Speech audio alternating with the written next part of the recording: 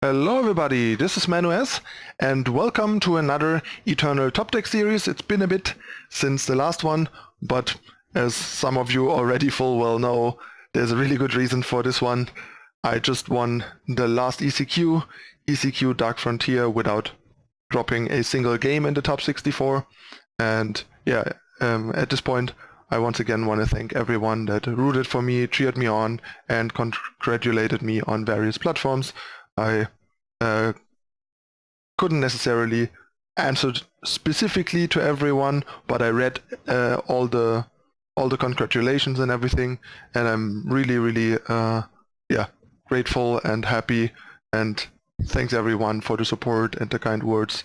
It really means a lot, and I'm really happy and really excited for Worlds and to represent Team Eternal Titans in Worlds and see if we can once again get the World Championship title, and this time the first official one after we have gained 2 Community World Championship titles. So it's gonna be exciting once Worlds rolls around. But for now I want to talk to you guys about the deck that I built and used for the win, and also gave to my teammates and 1 or 2 other friends, and even some people used my very first version when I built the deck on stream to make it deeper into the top 64, like Ilya K, for example, or Homebody Oddity. I'm playing my first draft, so to speak. Alright, so let's take a look at the deck. Before we do, hit the subscribe button, turn on the notification icon, and not miss out on future content. New set is coming out this week, so plenty of content coming up. You don't want to miss that. And please consider whitelisting eternaltitans.com and YouTube on your adblock. That would really help us a lot. Let's go and talk Stonescar Midrange. Okay, so here we go. This is the deck, Stonescar Midrange. People that play the game long and are following me and my content for a long time might have seen me play a similar deck fairly early in set 1 to an ETS top 8. The deck had more of a smuggler stash weapon sub-theme at the time, which isn't really viable anymore. But basically, this is kind of vaguely where this deck is inspired from, is inspired by and coming from, since it has one of the most important cards again that this strategy requires, which is a 5/5 champion that can play offense and defense for you, since the nerfed 5/3 champion couldn't do that. But yeah, basically all the undoing of nerfs and the additional buff of Treachery made me want to try a strategy like this again, because there must have been a good Stonescar deck with so many changes reverted and an additional buff added. I also tried more aggressive variants. It quickly became clear that real aggro is not where you want to be. It's just still not gonna work out. 1-drops just are not good enough. Trying to just run your opponent over doesn't work well enough. Cards are too powerful, people have too many good stabilization and comeback tools for that attempt, so you need a bit more robust and higher quality approach with each individual card pulling as much weight as possible while still having sort of a proactive, aggressive strategy, and this deck still has that. Another critical piece to the deck was the buff of Warleader a while ago. The card, I knew the card was really good since it got buffed. I thought the card was already quite decent before the buff and massively underrated. There was just no deck that wanted it, and the 2 toughness, like the 2 health, made it less appealing for a mid-rangey strategy, because you want your 2-drop to be decent at blocking the turn it comes down and kind of deterring the opponent from attacking for a turn, and a 2/2 just doesn't do that, not even against like merchants and smaller 2-drops and even 1-drops. But the 2/3 does that.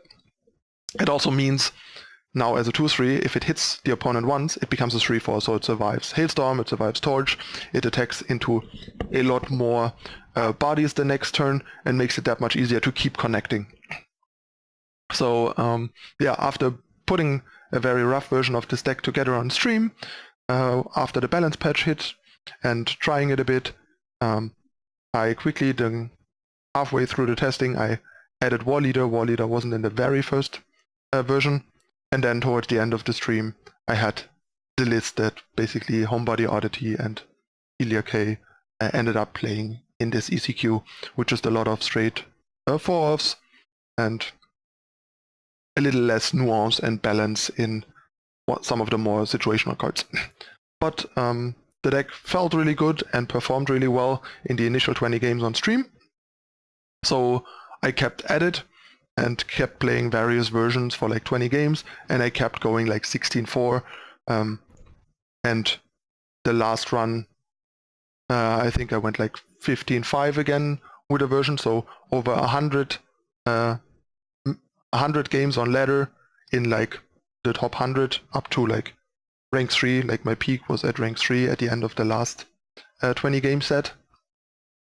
I was 78-22, 2 times 15-5, 3 times 16-4. That's the other impressive thing, that it's not just like that I had really good and not that good runs in my 20 game sets. Like all my 20 game sets were consistently like 75% win rate plus, which is insane.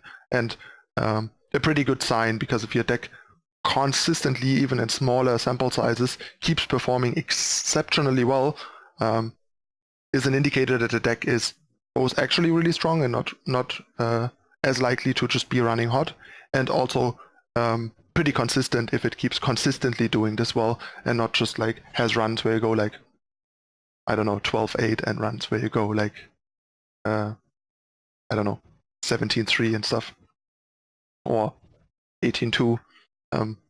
After those 100 games, I played a couple more that I didn't keep track of as closely. I think there was like one 20 game set where I went like 12-8 only, where I had a pretty rough run, where I tried a couple of things that didn't work as well.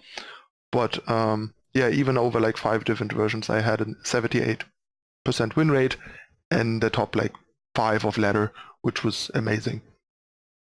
I tried various things. We tried Bandit Queen, we tried Grenadine Drone. Like that was as aggressive as we wanted to go, like Bandit Queen and Grenadine Drone and no Vara and like Highwayman. But yeah, this is the list I ended up on, with some help of my buddy Patrick Dickman, who also made top 64 with the deck, and Rabbit, and some comments here and there in our Discord from other team members that yeah, addressed my postings about the deck and chimed in. So yeah, let's talk about the card choices. First off, we have 8 2-drops. 8 2-drops is like the minimum I usually want for this kind of proactive mid-range deck, because you're not an aggro deck, but you want to come out of the gates early still and want to have a way to pressure, and you want 2-drops that are above the curve, that are really premium 2-drops. And fortunately enough, in Stonescar now we have 2 of these, exactly 2 actually. Like all the other 2-drop options are much worse. For various reasons, like for example, Ripknife Assassin is a 2-2 and trades with all these shitty 2-2 smugglers and merchants that don't do anything otherwise, and it's really bad therefore, but it's the next best thing, but even that is already bad. And then we have other things like Outlaw and stuff that are significantly worse, so it was really not an option. If you want 8 2-drops, these are the 2 you're gonna play. Warleader is one of the best 2-drops in the game now. I think Warleader is actually the better of the 2 2-drops on average, but Instigator is still really good. The change to its influence requirements makes the deck a lot smoother and easier on the like influence, but even without the change, the card would have ended up in the deck. It would have just been less reliable. And the splash damage from its ability, with the removal heavier nature of this deck, and most units at least trading when they die in combat, means there's a lot of splash damage, and this card also deals more than 3 damage a turn on average when it sticks around. And also both have 3 toughness, means they attack really well into all these 2-attack smugglers and merchants, and they also block well against smaller things. Among others, Armor and Stinger, which is pretty important, since Stinger is one of the best cards the Praxis Pledge deck has against this deck. You really want to go out of your way to make sure this doesn't connect in the early game, because if it does, you have a significantly increased chance of losing the matchup, and a lot of the games I ended up losing against Praxis is because they somehow connected the Stinger early that I couldn't do anything about in testing. Then we have Champion of Chaos. Not much to say here. Card is just amazing. 5/5. A conditional 5/5 for 3 is already great, then adding Overwhelm is sweet, but adding Overwhelm together with Deadly is really, really good. Basically the deck wants to preferably play it as a 3-cost 4/4 Deadly rather than 3-cost 4/4 Shadow, which is why the power base kind of last minute got slanted a bit more towards Shadow to make that work, also because the deck basically operates a lot better on single fire than on single Shadow, because only like Flame Blast and Obliterate require more than one fire influence to be played, and only do so later most of the time, while double Shadow is required from like turn 3 onwards for like Rhysta, for Vara on turn 4, for Desecrate, say on turn 3 sometimes, and stuff like that. So that's pretty important. This card is like one of the backbones of the deck, obviously, and one of the and like the biggest change that made the deck possible. Then we have Ixtun Merchant. In a deck like this, if you're not like hyper aggressive, you basically can't get around the Merchant these days. It just adds too much utility, too much flexibility to the deck, and also too much value by just getting rid of either blank situational cards or just additional power preventing you from flooding out, especially in a deck that doesn't really have card draw or anything like card advantage generation, other than a bit of cudgels and like some extra cards from some card advantage from like a Rhysta.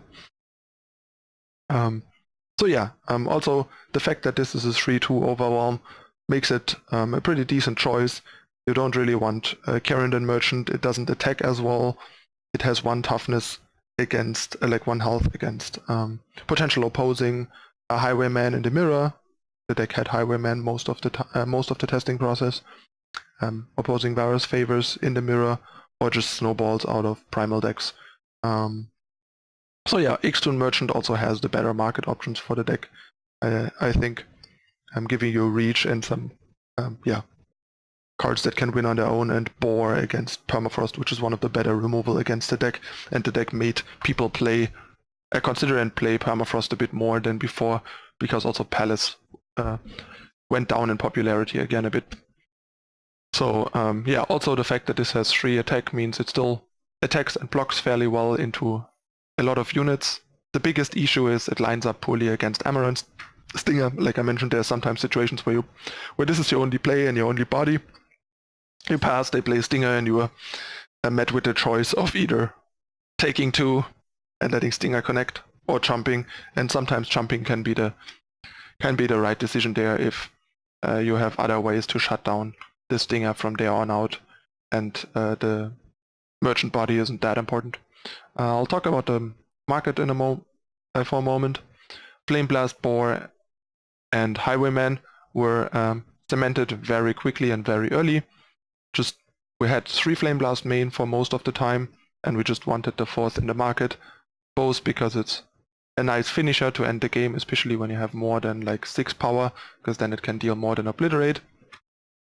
Also, it's much more flexible in the market than Obliterate, because on 4 or 5 power you can easily get Flame Blast to kill small things and use it as a cheap removal, as well as a big burn spell from the market, which is a big deal.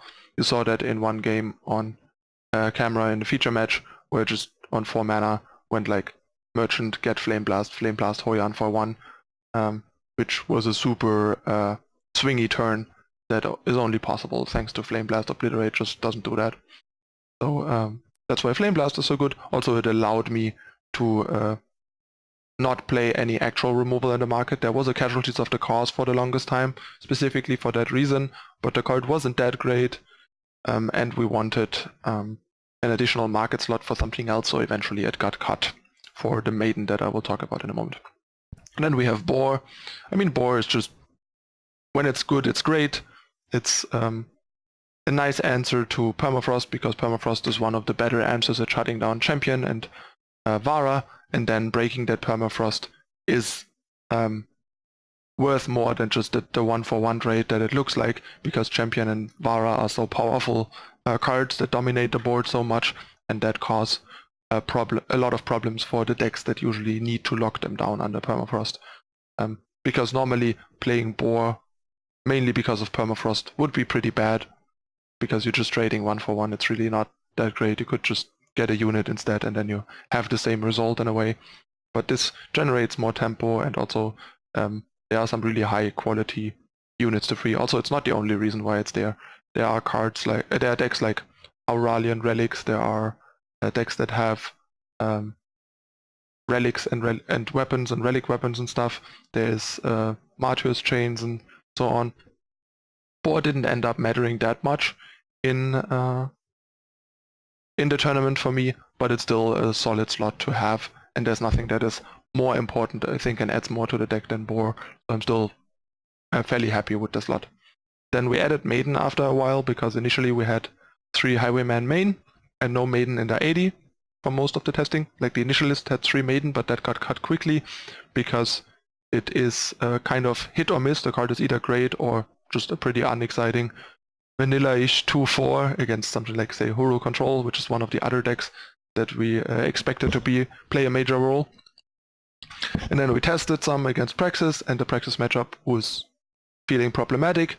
And then we decided we want at least a Maiden in the market, giving us 4 virtual copies of Maiden together with Vara and Champion, because we realized you need to draw like Champions, Varas, and Dark Returns to recure them, and Maidens to beat Praxis. That's how you beat Praxis. And then having a Maiden in the market virtually for more of the deadly, high impact, hard to answer units made a big difference, and we tried that and tested it, and the deck suddenly won a whole lot against Praxis, so that was settled.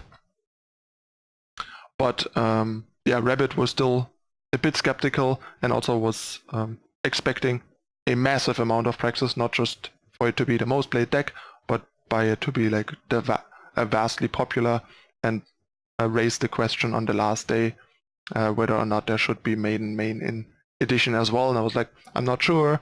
The deck did well with the Highwayman, and Highwayman is better against something like Hero Control, which was more problematic than Praxis in testing, but still favorable, but less favorable than Praxis, and stuff like that.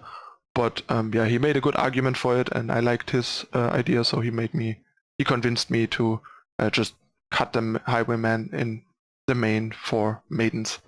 So that's how that happened. And we still have 1 Highwayman in the market for the situations where it's great, or just against like Control, where you want a good hasty threat, a charge threat to pressure them post-sweeper and stuff like that. Now we have Flamestoker. This used to be Cookbook, but after a while I thought that Cookbook will just be kind of too slow, and playing the opponent's game. Like if you get Cookbook against a grindy deck like Hero Control, for example, you're kind of playing their game, and they're still going to be better at this card advantage grind going long game usually. So it's not the best plan. And Flamestoker is really good when it's good. You saw me using it in the finals, among others. It can win you these games that you otherwise have no business of winning. Your opponent is like over 20 health, or even in the case of the finals game, over 25 health. Has reasonably stabilized the board. You're both low on resources. It's going to be really hard to like get them down to 0, especially with them potentially having a bit more powerful top decks than you have, because they are a bigger, more late gamey deck. But Flamestoker can do a whole lot of damage for 1 card, and unless the opponent has a specific answer for the card Flamestoker, dealing with what Flamestoker does is really problematic, especially against this deck, which has removal for the few bigger units that can block the Infernuses. The deck also ended up winning a few games on its own in the qualifying stage for Patrick and me. I think Patrick beat 1 or 2 Hero Control decks just by playing a Flamestoker in a game that looked horrible otherwise. And Hero Control has 4 answers total for merchants. Usually they play their first one early and get something else, and or, especially when they don't know our list exactly, and or you just hit the first merchant with Shakedown or Treachery, which leaves them with 3 top deck outs to answer this card, and then this can easily snowball and win you the game on its own, and it did that a couple times. And yeah, that's basically how I thought the card would work, and it ended up working and playing out as exactly the way you wanted it to. I think Tony didn't even have an answer in his market for it, so he basically was relying on sticking a bigger blocker to lock them down, and that was not working. So yeah, this is the kind of market cards you basically want. You want to look at situations and matchups that you are basically unlikely incapable of winning, and then see if there's a single card that you can put in your deck that can win these games and these situations for you. And Flamestoker is that one card. Sure, it's not quite the unanswerable game breaker that it was before markets, but a fair share of markets don't have answers, and then some decks with markets that have answers have like 4 answers, and the first one usually already is used or discarded by this deck. So they virtually usually have like 3 top deck outs to answer this card, which is not a whole lot in 75 card decks, let me tell you that.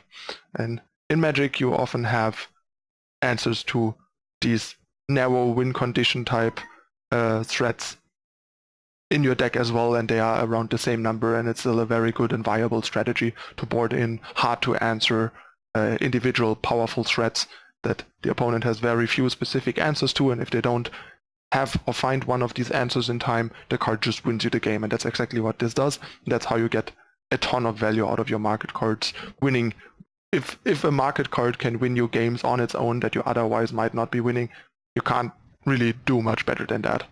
And that's also why there's no power in the market. The deck just doesn't need it. And there are some decks where I like power in the market, for example in the pledge decks, because they run such a low power count, which can make it problematic to hit these late game powers for something like a Heart of the Vault, because you don't want to run a ton of power in a deck where you're using your like threats as power already on turn 1. But yeah, here you just want to maximize impact of your 5 market slots to make sure you got all your bases covered. And yeah, then we have the rest of the units. We have 2 Rhysta. Rhysta is basically a package with Vara's favor. We knew if we have 3 or more Obliterates, we probably want 29 power total, so 25 plus 4. For Vara's favor is something I didn't really want after a while of testing, simply because it's kind of slow and clunky. If you look at the top decks, there's not a whole lot of targets for it. It just isn't as much of a reason for favor anymore with 4 Varas in the deck. And also, Praxis has 4 targets, the Initiates. Uru Control has basically no target. Yennefer Midrange has no target. The Mirror, if it's a midrange mirror, has 0 targets as well. So you're only talking about like tier 2 and lower decks that have a bunch of good targets. Like for example, Uru Midrange, which wasn't particularly popular, but that's one of the decks where favor is great and I wouldn't mind more. But if you look at the top decks that we expected the most, favor doesn't really do much against any of them, aside the 4 initiates in Praxis basically. So yeah, basically the other option at the time was, if we wanted to only run like 28 power with like 2 Obliterate, was to run like 2 favor and a Cabal Standard, because Cabal Standard does some nice stuff in this deck for obvious reasons with Champion and so on. Also against like fatties out of time decks and so on. But yeah, once we settled on 29, we tried and considered 2 Rhysta and 2 favor, and Rhysta played out nicely. The plan was basically go from 28 to 29 power to make the power smoother and more reliable, and at the same time, using the same slots, increasing threat density from 22 units to 24, plus the 2 additional Dark Return. And that worked out pretty well. Rhysta is a bit hit or miss in the deck in a way. Not being able to block is kind of bad in this kind of mid-range deck that wants to play offense and defense depending on what it needs. But neither can Vara's favor, and if you don't run too many of these, 2 is a good number, having them as additional sort of power sources, extended power sources to get to like 4 and 5 power, she works out pretty well. If you make sure you have enough power to get to 3 reliably, and 27 is usually, with how the redraw system works, a fine number to make sure you get to 3 power, and then Rhysta does the job of getting you to 4 or 5. And yeah, being a 4/3 Warcry threat conditionally makes her a pretty good attacker and able to attack into a lot of stuff, and also clock a control deck pretty well, for example. So yeah, I was pretty happy with Rhysta. Also, Rhysta made us remove one fire source for another shadow source, both to help champion and the overall shadow requirements and to help Rhysta a bit. It also allowed us to run 2 Amethyst Waystone over the 2 to 3 fire like Granite Waystones that we had initially. I went down from 3 to 2 to make the early game power a bit smoother for like turn 1 Shakedown into 2-drop, which is very good. And then thought that Amethyst Waystone might actually do something more powerful for the deck than Granite Waystone, because dealing 1 damage to the opponent is good in the deck with a lot of reach and splash damage, and Nightfall usually disproportionately benefits this deck over its opponent due to being more proactive and just making better use of the extra resources.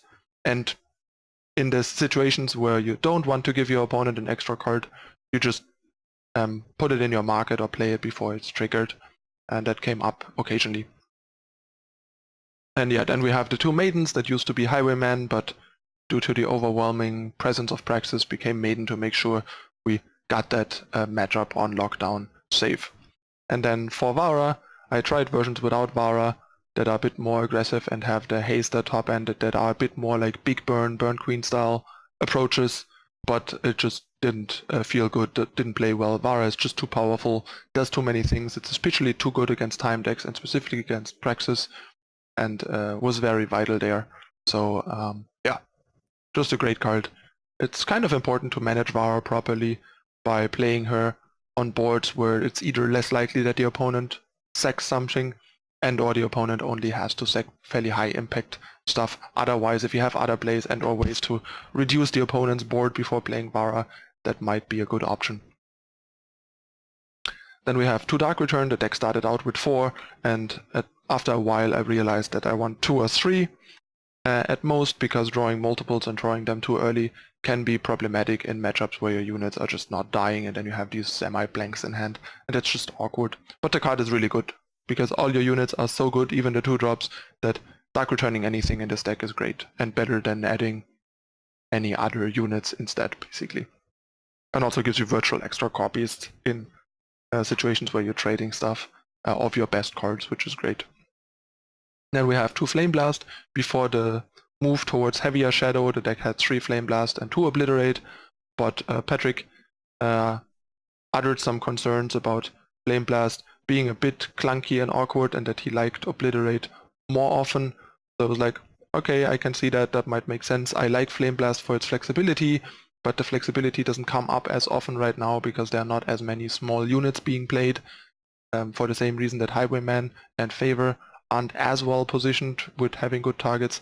The cheap early game Flame Blast to go like play a card and then play a Flame Blast for 1 or 2 doesn't come up as often, because a lot of things have 3 or more toughness, and then Flame Blasting for 3 or 4 is usually a single turn play, not something that you can do alongside playing something else, and then it quickly becomes not as much, not as great as it can be, because that's why normally I think Flame Blast is better than Obliterate, because it can be a cheap spell in a turn where you make 2 plays, and it can be a worse Obliterate otherwise that has the upside of being able to deal that 1 or 2 or 3 extra damage compared to Obliterate to win a game that the opponent is not quite in Obliterate range.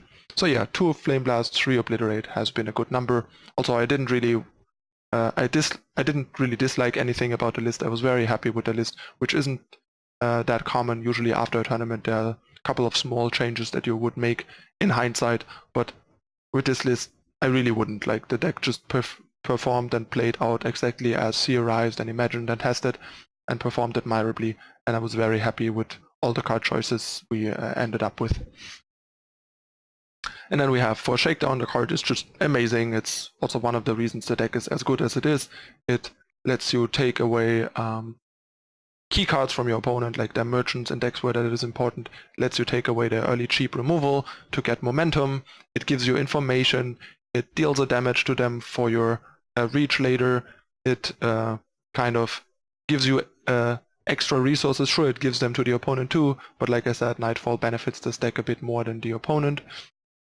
So yeah, this card is just amazing. One of the one of the secretly best cards in the deck, and a big reason why this type of strategy is viable. And we have 4 Torch, not much explanation needed, just an all-star. We started with 4 Desecrate, then went up to like 1 Annihilate to have sort of like 5 Desecrate, and eventually went to like 6 2-cost removal just to make sure you have enough ways to deal with all these Armoran, Stingers, Titans, Moonstone Vanguards, and so on, to make sure you're not getting stalled out and have enough cheap answers for fatties that can cause problems. There was a time where we had like 5 of these and 4 of these and 3 Flame Blast, for example, but we wanted just like a tad more cheaper, efficient interaction to be power efficient, because tempo is also an important part in this deck. Being able to do multiple things in one turn that critically impact the game and impact the board especially is quite good, and just having that answer almost every time the opponent drops something that could stall you out. Yeah, and Desecrate, great addition, another card that makes this strategy possible and viable. The very old version that I talked about had the upside of having virtual removal in form of Stonescar Maul and the unnerved Charchain Flail, providing you removal redundancy and removal that can answer most units independent of their like size or color structure, color pattern. And yeah, the deck has life gain from Vara and like Highwayman, and also is proactive enough that taking 3 damage to kill something is a very marginal downside in most situations. But even in this deck it can already come up, and in games where you fall behind can be problematic. So putting this in decks that are reactive in nature and are controlling is something that I cannot recommend, especially if you have cards like Annihilate and Vanquish, which do mostly the same job, except against decks that are fast and have small units. But against fast decks with small units, you don't really want to play a card that costs 2 and deals 3 to you, because that's more damage than a small unit often will do to you in one attack, or even or at best like the same amount. So this is really a card for proactive decks primarily, and a market card for anyone else really.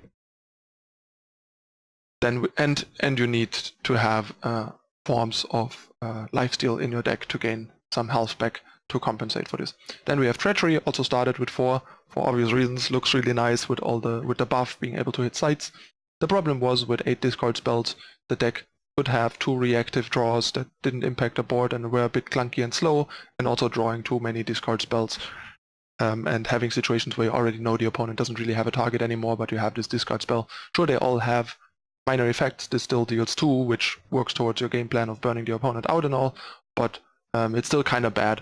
And I tried the deck with 0, adding more removal and stuff, like for example additional Annihilates and Obliterates, but that also didn't seem to work because it was too critical for a deck that wants to go a little longer but doesn't have much card advantage to hit these peaks, palaces, throne wardens, gun runners, heart of the vaults, while at the very worst this usually doing the job of the pseudo removal job of just reducing their threat density, so the amount of units that they're actually gonna put into play will be covered by our removal and burn spells.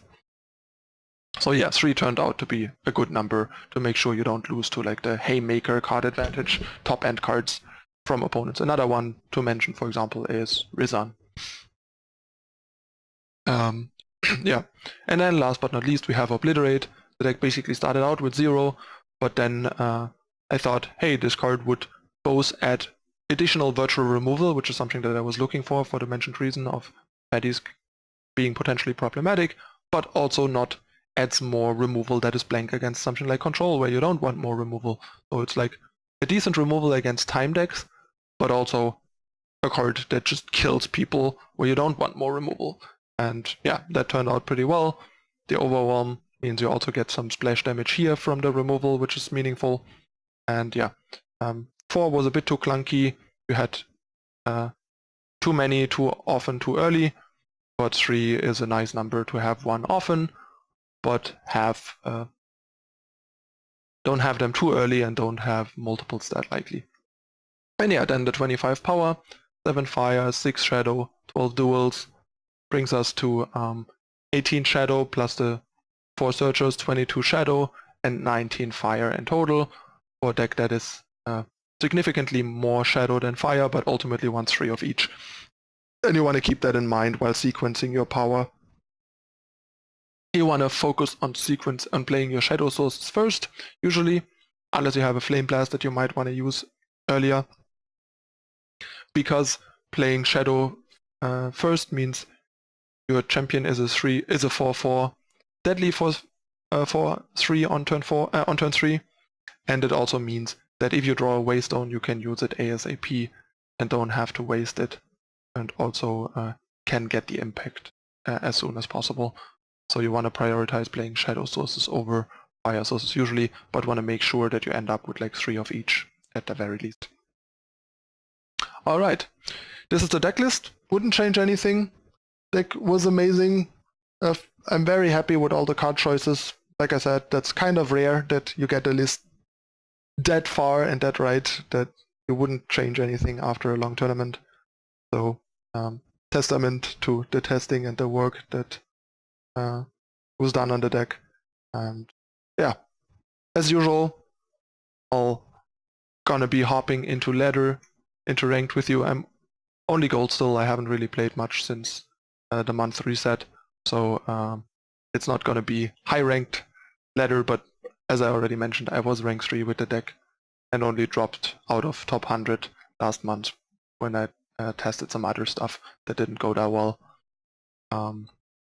So yeah, hope you guys enjoyed the deck tech and explanation analysis so far. If there still are any unclarities or questions, let me know in the comments.